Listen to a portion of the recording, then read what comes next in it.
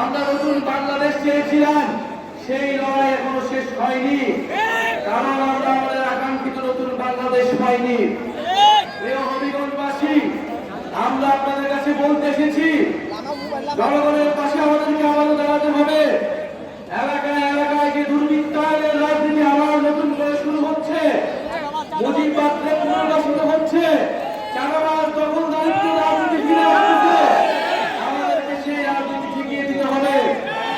আমরা মনে করি ফ্যাসিবাদ বিরোধী হয়ে যেই একতা, যেই সংহতি বাংলাদেশে তৈরি হয়েছে রাজনৈতিক দল এবং জনগণের মধ্যে, দেশের পক্ষে জনগণের পক্ষে সেই সংহতি ঐক্য আমাদেরকে ধরে রাখতে হবে।